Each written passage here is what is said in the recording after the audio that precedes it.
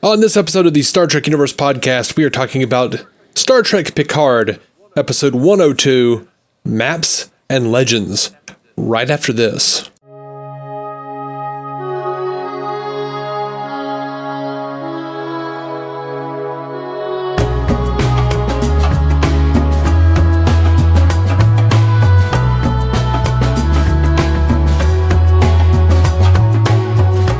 Welcome to the Star Trek Universe podcast. My name is Matthew Carroll. I am David C. Robertson. How are you, David? I am okay. Yeah? How are you? I am also okay. It is in the middle of the night, as we do for these Picard episodes, because that's when they drop it, and I want to see it immediately. Right. So I'm a little sleepy, a little punchy tonight. A little punchy? Yeah. How? Punchy how? Just kind of like woo, a little woozy, a little like I've been punched around by the world, by being awake too long. But let's talk about Picard. There's a lot happens this episode. A lot more exposition than I was expecting, honestly. Yeah, I think you sound a little like I feel. We have not talked at all. We haven't talked about this at all. But I think you're sounding like I'm feeling. I am not super jazzed on this episode. I'm not either, and I was having trouble paying attention. Ooh, yikes! I was having trouble paying attention, and that was before they shoved the Discovery Enterprise 1701 down my throat. And I know you don't care about aesthetics, but to me, that they didn't need to even show that. It could have just been completely independent of Discovery. So now they're just trying to... I feel like they're just flipping me off and basically saying, your version of the Enterprise didn't exist. Discovery's version of the Enterprise 1701 is the one that existed. Oh, yeah, I couldn't even tell. I absolutely could. It happened so fast, and I probably couldn't tell if you put them side by side, honestly. Well, I mean, I probably could. I mean, not very well. At one glance at those nacelle struts, man, I was just like, ugh. Not that I think the Discovery Enterprise is a bad-looking ship. It's not. It's just give me some room to headcanon Discovery into another universe. And now for me, I have to headcanon Picard into an alternate universe. Yeah, where this is not Prime anymore for me. Okay, so I care way less. Wow. I could not. Yikes. I could barely give a shit at this point. I feel a little disappointed by this episode, but for very different reasons. Yeah.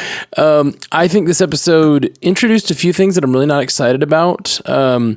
Namely, the whole idea of the Federation not being the Federation is great. I really like the idea that Federation went through a trauma and that it has caused them to retreat into sort of xenophobia and, protectionism. Like that is a fascinating human story that I wanted them to tell. And now, full spoiler alert, we're getting into this episode. Now we're getting this Zhat Vath. And and it's a different kind of story. This feels like Hydra, This feels like there's this evil cabal in the background, and there's a Vulcan who it's Romulan Section 31. Well, agreed, but I thought we were getting something a little more interesting. Not that I don't enjoy a good Section 31 story, but often Section 31 functions best in an episode or as a background element. I don't really need that to be the entire thrust of this series, and I still don't know what it is. And I had this whole mystery in my head of who had the motivation to do this, and I had this idea of the Romulans being willing to kind of cut off their nose to spite their face, because they were willing to let lots of Romulans die just to keep the Federation from knowing all their secrets. That all seemed interesting, and now it seems like there's a weird cabal that just hates AIs. That goes way back hundreds of years. And I hate that they brought it up. They're like, oh, they know a truth and they hate a thing. So they know this thing so much that if they spoke it to you, it'd drive you mad.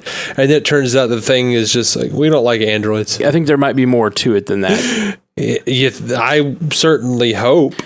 If I had to guess a truth about AIs that could drive a man mad. If I had to guess, we're going with like the preservers created all life and it's all synthetic. Like we're all synthetic.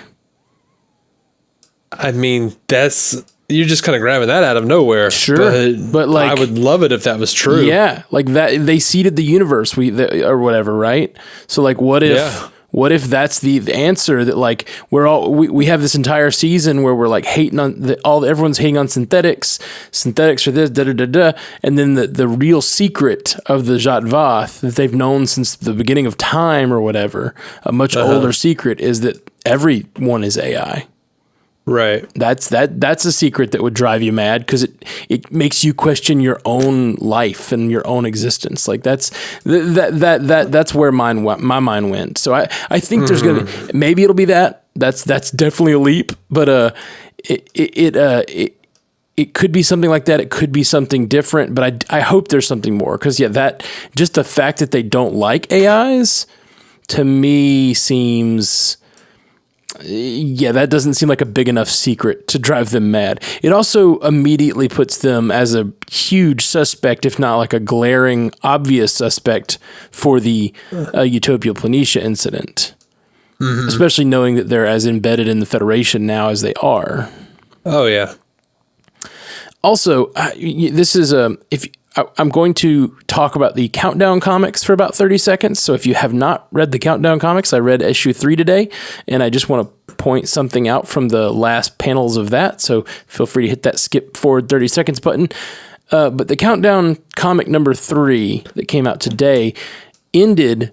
The sort of like last shot of the comic was LaForge on Mars talking to Picard. And I thought that was going to be a mystery. Or like we were going to later find out. And then they opened it on Mars. I thought that's so neat. They're weaving it all together. Then we didn't get LaForge. And then it still isn't a mystery if he's dead or not because Picard mentions him. So like I thought they were really doing something intense with the canon, like weaving the comic into the canon. And they definitely did not. Like it's not a mystery at all. LaForge is alive. Yeah. We know he was on Mars, but now we know he survived, even though they actively mention him as a person who is alive, and he's like, "Oh yeah, any one of them would help me." But I need like, oh, okay. So yeah, I mean, and I'm glad LaForge is alive. I think the comic was teasing that he might be dead, but I thought that was a tease because we were gonna like find out he wasn't in some dramatic way. But instead, they just mentioned it offhand. I was like, oh, okay, I guess that was not a thing. Anyway, guess what? I don't feel compelled at all to read. The Countdown, right? Yeah. So anyway, like I said, for completely different reasons. Also, I really, really hated the Star Trek CSI that we got with his Tal Shiar friends. It was like kind of the worst of all the technobabble, you know? Yeah, I was unclear about what those machines were supposed to be doing. Were they just picking up, like, was it like temporal signatures? Yeah, I missed some of the wording, but it was like Romulan tech magic, which it was technobabble in a way that like was beyond what even TNG would do, where it was just like, hey, here's a magic box that you have no idea how it works, and now we're saying it's not working, so that means this, and it's like, okay, I'm not able to follow the clues that are happening here at all. This is bad CSI is what this is. And I was I mean, nothing in there was like so glaring. I can suspend disbelief still. It's not destroying my disbelief, but I just don't like it. Like I like to be able to follow what's going on. I like when a character decides to do something interesting to solve a case, I like to be able to solve it with them. And when you answer it all through technobabble, that's some of my least favorite things about Star Trek are those things. It's like the first episode of Picard was my favorite stuff from Star Trek, and this brought in elements that's some of my least favorite, like how everything's always a cabal, and it's instead of like just humans like screwing up the Federation, you know?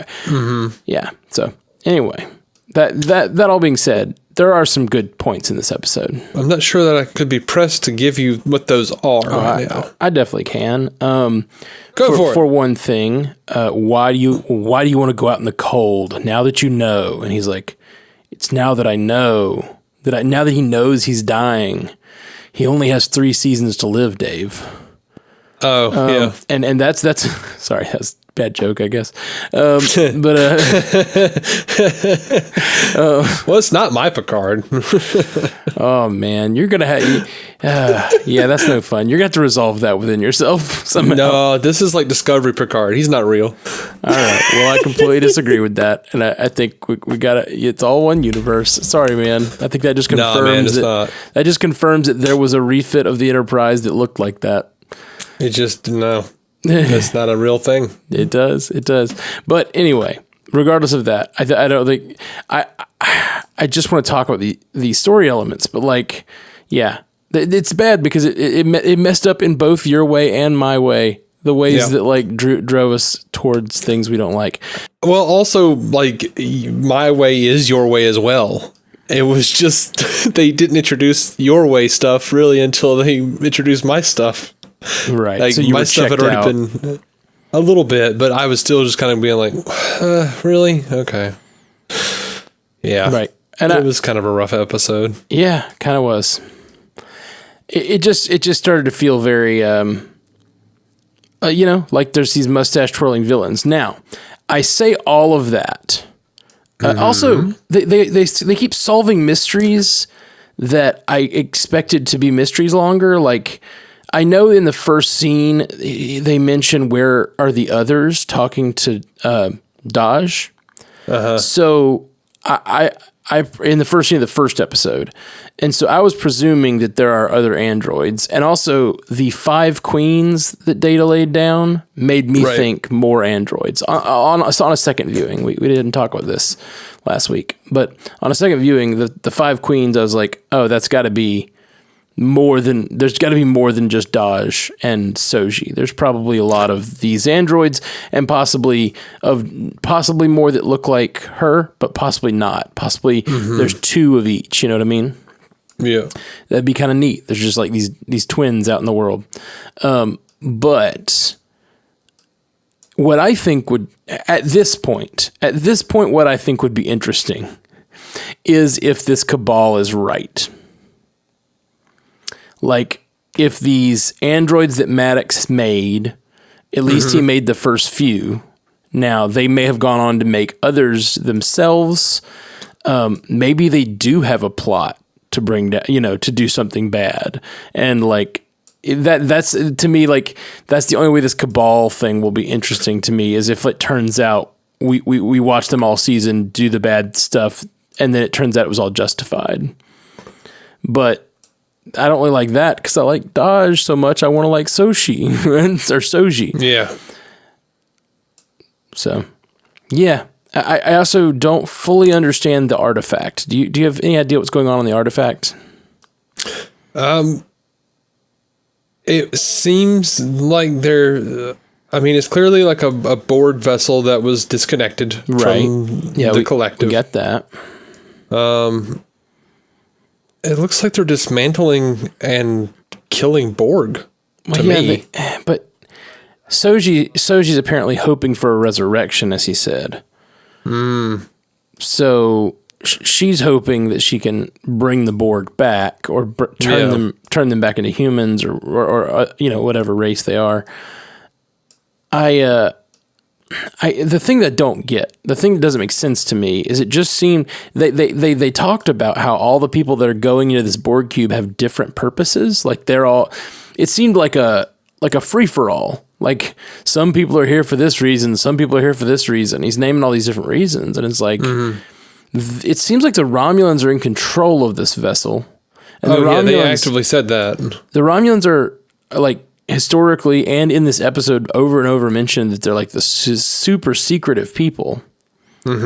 So why are the Romulans allowing a bunch of people with all kinds of purposes and reasons to go into this site? Possibly because they don't have their own people to do it anymore. They don't have a whole lot of people left. Yeah, I think maybe. I think that's probably true. But even still, I would think they'd be like keep control over what's going on, which maybe they are. But the way he said it, it sounded like, yeah, they're all going in there for different things and different reasons.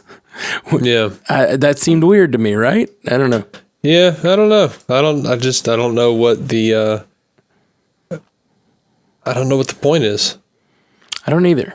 I don't know what. Well, we do know that they're taking Borg technology and using it for profit. He said profiting off of Borg technology. Right. So I don't know what they mean by profit. I guess I don't know anything about Romulan's economic system. Mm-hmm. Are they more Ferengi-like? Are they just using it for profiting, as in they're using it for their own weaponry and stuff? Cause that's interesting. They could go anywhere with it because we really don't know much about Romulan culture. Yeah. Not in canon anyway. I mean, you can add secret to anything they do. Yeah, secret police is redundant. Sorry, just quoting the episode. Mm-hmm. Just over here quoting the episode. Right. Let me ask you this. Uh-huh.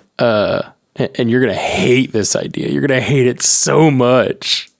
Oh, man, you're going to hate it. I'm relishing this moment before you get so angry, because this is maybe the last moment of slight happiness you have while we talk tonight. Yeah. Do you think they will tie whatever this AI that is... that the Jadvash,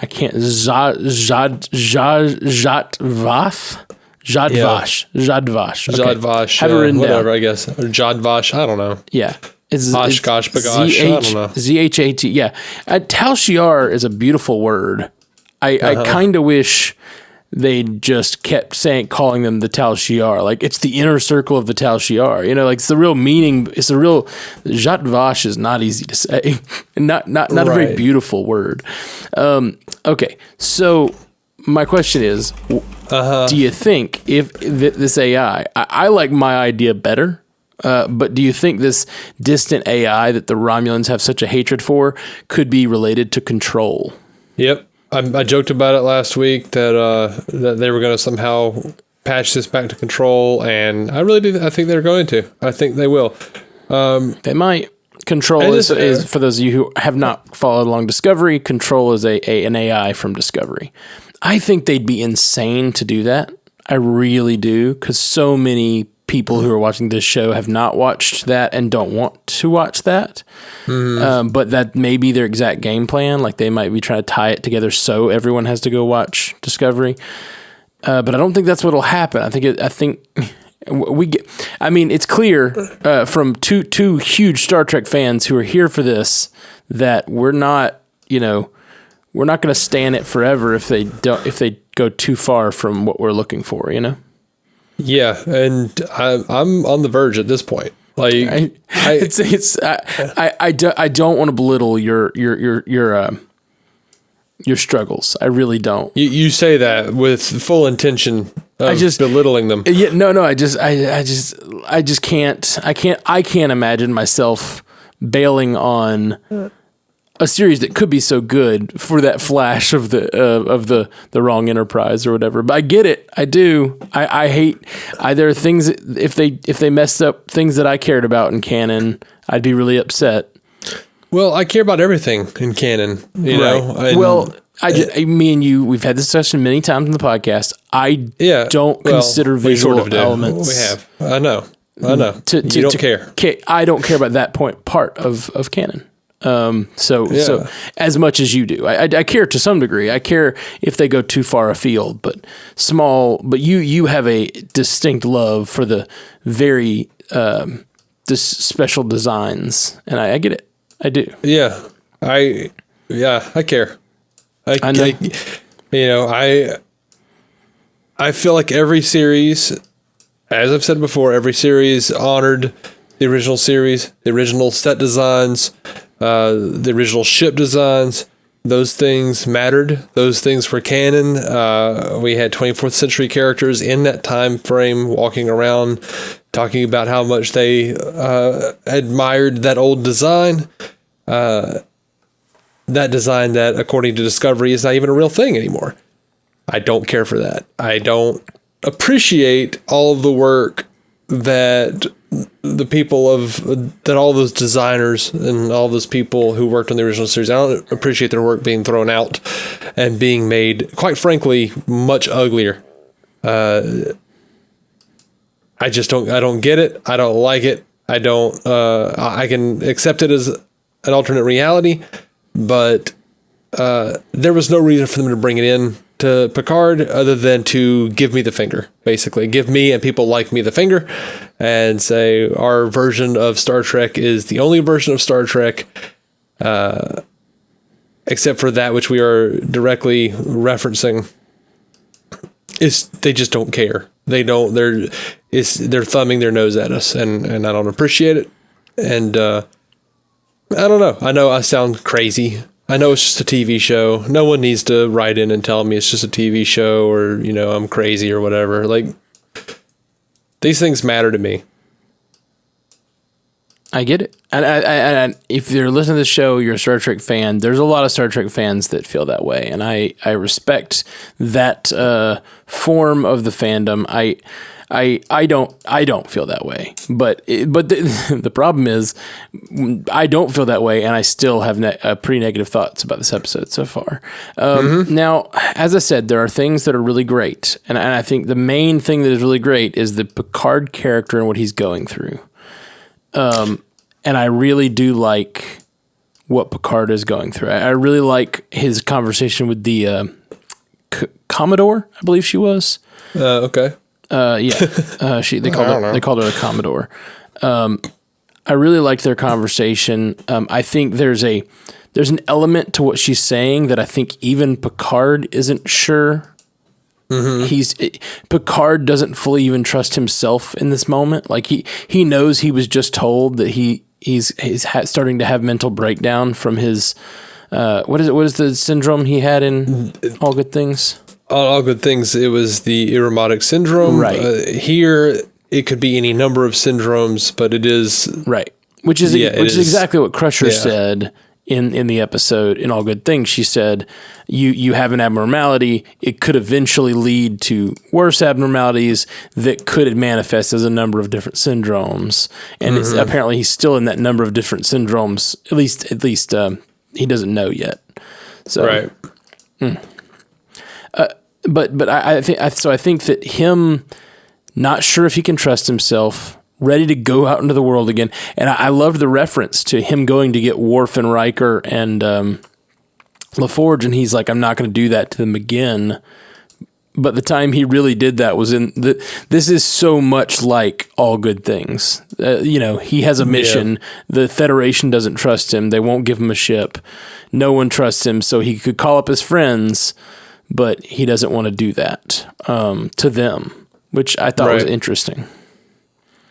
So I think a lot of what's going on with the Picard character is really interesting, but I just was really hoping that I would care about everything surrounding it. And I'm finding that I'm in this. I feel like they had two really good mysteries that they had laid in the first episode that they could have teased out. And in this episode, I feel like they solved both of them without any fanfare and without really making me feel the punch of those twists, which is we pretty much now know there are more androids. They called it the Nest, and they talked about her fellow abominations. I'm sorry, three mysteries. Let me go with three here. We have that one. We have the mystery of who is Narek working for. We now just know. Yeah. And I thought they were being coy with it at first when they were like, you need to go work with your partner or whatever. Or like get your subordinate under control. You go work with him in person. And then I thought they weren't going to reveal it maybe for an episode or two. Like she'd show up as a different character undercover, as they said, or something like that. We were supposed to make the connection, but no, she just holograms in. I was like, whoa. okay, I guess that's revealed. He's working for those people, which was kind of in the trailer, so we kind of knew it was coming. They just played ominous music while he's in bed with her in the trailer, like, so I just knew he was a bad guy, or at least a part of this Romulan cabal. Yeah, you know what kind of annoyed me is when, like, Peyton List, Rizzo is talking to him, and she just, like, throws in that, like, calls him baby brother. Like, no one in the history of humanity actually calls their brother baby brother or anything like that. But in TV, they do it all the time as an expository, trope. It always bothers me. Like, I do know people that call their brothers that or something very like that. It's so dumb to me. It's not something me or you do, but I do know people that do that. And it also elicits a certain, like, you get a sense of what the kind of character they are. It's always kind of a bubbly character that would do that. And I've known a few bubbly people that would do that, that have done that. Peyton List is definitely not a bubbly person. I knew a friend who called her, Peyton. Which one is that? I'm sorry. I don't know which character said that. I don't remember the baby brother line at all. She is the Romulan who is undercover as a Starfleet operative who the Vulcan / Romulan Commodore sends to. Okay. So she works with the dude who's sleeping with the other android girl. Right. Got it. Okay. Also known as Golden Glider on The Flash. She was the third Poison Ivy on Gotham. She was in the CW Frequency series. Oh, yeah. I recognize her as Poison Ivy. She was in Tomorrow People. Okay, cool. Yeah. So that's another one of the mysteries. The third mystery is, like, we pretty much have it confirmed that the androids were not acting in their own volition. Right. We pretty much had it confirmed they weren't sentient with the way that Android acted. I mean, not for sure, but it didn't seem so. They didn't seem as sentient as Data for sure. And then when right before he went crazy and killed everybody, there was a flash in his eyes that to me looked like some sort of programming. Oh, absolutely. And as Joss Whedon has said, blinking lights mean science. Yes. So then F8 goes crazy, and then the real confirmation that this is not a plot to free himself, which is kind of what we thought by the words rogue synths. He shoots himself in the head. Yeah. And so, like, all of that combined, like, proves to me that that's what's going on there. And with the idea that this Zatvash, I don't think you've gotten it right one time. Zatvash is what they keep saying. Zatvash. Zatvash. But that's what it said in the subtitles anyway. Yeah, it's Romulan for not canon. So the Zatvash, like, hate AI. And they, a lot of the Tal Shiar, at least in the comics, they don't like that the Federation is coming into their space and doing these ferries. A lot of them didn't believe the idea that the supernova was coming at all. There's that whole thing that's going on in the comic storyline, and it's like, yeah, it just seems to me like really obvious that the Zatvash did something to the AI or something to that effect because they hate AI so much. They hate AI so much they're willing to sacrifice tons of Romulan lives. Right. I'm sorry, lives. So I don't know, man. A lot of what they set up as mysteries in the first episode, I thought were going to be the mysteries of the season 1, and they just revealed them with no fanfare and no emotional impact. And I just don't. I don't know. I don't know what that means for this show. A lot of times I like when shows get past the little, like, small mysteries so we can get to the bigger ones. But those were the interesting mysteries to me, and I don't know. And now I'm not interested in the Zatvash, really. Now it just feels like Picard is, on a journey with a deadline. The deadline being, his Irumodic syndrome or what have you. Right. And I don't particularly care. Well, for you, it's just suddenly teleported into a different universe. Well, there is that, but I would have still been... I think I still would have been kind of meh. Right. I was before they showed that. What did you think of all the stuff with Narek and Soji? Their relationship, I guess. So far is kind of cliche. Sure. It just feels like, an episode of The Blacklist or something. I'm just like, whatever. I don't really care. Right. I get that. It's clear that he's, like you were talking about, it's clear that he's a bad guy, or at the very least has a lot of secrets. And, yeah, I really hope that that's a misdirect. That's the only, at this point, I feel like the only way they could go that'll make this interesting is that all this secrecy, all this like secrets that they're trying to keep, they have a good reason that makes some sort of logical sense that maybe the androids really are going to be bad or whatever. Mm-hmm. I don't know, man. But that would be kind of a betrayal of Data, So I don't know. I don't know what will make this. It feels like it spiraled into a weird place in this episode. I don't know where they go from here. Yeah, I don't know. I'm a little weirded out by several things. Okay. And I guess I shouldn't be. Like, I don't know why I thought, and maybe it's just because, Patrick Stewart's old. And it's so connected to Next Generation. But I thought that they probably wouldn't like have the same level of cursing that they do on Discovery, and this episode just blew that out of the water. Oh yeah, I guess I didn't even notice the cursing. We had 2 separate F-bombs. Oh wow, I did not hear that. I just kind of thought, well, okay. I had the same thought with violence in the first scene. Again, yeah, we talked about it. We've talked about it when we talk about Discovery and how it's not a kid-friendly show. You can't watch it with your family. That's and right. Yeah. I thought this show would be a little more friendly to that. Mm-hmm. And even the fight with Dodge dying was rough, but like the fight itself wasn't so crazy violent or at least bloody. But this. That first scene, he's like lasering through people with some sort of like mining tool. It looked like it was not. That wasn't even like they're getting hit with phasers and falling down. It was really violent.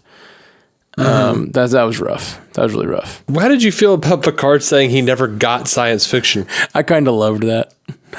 I just thought it was silly. Like, it was very silly, but like it makes sense. No, it makes way more sense to me that like Picard would understand like speculative fiction and that sense of the unknown and that human desire to explore and to see what was in humanity's future. Like there's nothing to get if you're Picard. Like that's the life you live. Like that's the life that propels him. That's the point. He's not he doesn't need that in his fiction. That's his life. Like all that stuff is just real life to him now, especially all the stuff, they were looking at Asimov on the book, and it's like all that stuff about AI, like, he lived it. Like, why would he want to read that? I mean, I get that part. I just, they're not getting it. Well, I don't think I would think he would get it, but maybe not enjoy it. Well, that's what I think. That's all he meant by not get it. That's parsing words. When you say I don't get it, it just means you don't resonate with it or whatever. I think that's fine. I thought that was funny. It was just kind of a funny thing for him to say, and I thought it was a good joke. It was a very meta joke, clearly, but it was funny. I really liked one shot in this episode where they removed the eye, the Oculus. They did the Oculus harvest on the Borg. Because it was basically the exact shot of Picard getting his eye pierced. It was the tool coming down from the side angle. The camera's at the side angle. I really loved that. Just nice. It was just nice, like anti-assimilation or unassimilating a person with that same motion. That was really cool. Mm-hmm. So also this confirms the Borg are still out there. Yeah. Because the Borg collective is still a thing in this, even though this ship is being reclaimed or whatever. Yeah. So to end on a high note, I guess, I really do like everything they did with Picard. I liked, as I mentioned before, like, why do you want to go back out into the cold? And now that you know that you're sick, and he said, more than ever, now that I know, you know? And he basically is just a man with nothing to lose, and all he wants to be is relevant again. And so a minute later, when he's in the Commodore's office, and she says, "You're a pitiable man, desperate to matter." I think that hit Picard in a way that's like, yeah, maybe I am. Maybe that's what I am. You know? And not only is his like maybe questioning his reality with all this stuff, because it's pretty far-fetched. And there's no evidence because it's all been scrubbed from the internet and stuff, or whatever. Not internet, the feed. But it's also, you know, he really is desperate to matter. You know, it's basically what he had said to that guy two scenes ago. Yeah, I think that's compelling, and I like our main character having to struggle with those questions of whether he's right to be doing what he's doing. Yeah. And she says, "Do what you're good at. Go home." She's like, "Ooh, cold." Yeah. I did not think that woman was particularly good at acting. Huh. I didn't mind her. But, you know, her words were good. Yeah. Yeah, I liked that. I liked that whole scene a lot. Well, do you have any quotes or trivia that you like to say? No. Okay, cool. I don't have anything. They don't have anything really listed or anything, and I don't remember any quotes that I particularly felt strong about. Right. I think that my favorite quote in the episode is "more now than ever knowing." Now that he knows, it's an awkward quote to say by itself, but just the fact that he's desperate to matter, and I think that's going to be a big part of his character going forward. I dug that a lot. Okay, well, I guess that's all for us, guys. I'll be back in the feed in a couple days with a song based on this episode, a Star Trek Picard song. I hope you got to catch the one from the other day. It's one episode back if you're interested. I wrote a song called Dodge about last week's episode. And also I put the full album, Earl Grey Hot, my Picard-focused album from kind of the history of Picard, up on the internet today, like fully mastered with full band and all that good stuff. So it's good stuff. It's fun. Thanks, man. Thank you. I'm really, really happy with it. And if you guys think that sounds interesting, go check it out. It's on SoundCloud under the Garage Earl Grey Hot, and it will be on Spotify and Apple and Google on February 21st. So I finally have a release date for it and everything. So that's very exciting. All right. Well, peace, everybody. Have a good night. Live long and prosper. Thank you for listening to the Star Trek Universe Podcast, a Stranded Panda production. If you'd like to hear more from David C. Robertson, check out the DC On Screen podcast or maladjusted.tv for his web videos. If you'd like to hear more from Matthew Carroll, check out the Marvel Cinematic Universe podcast or listen to his music. Just search for Matthew Carroll anywhere you get music.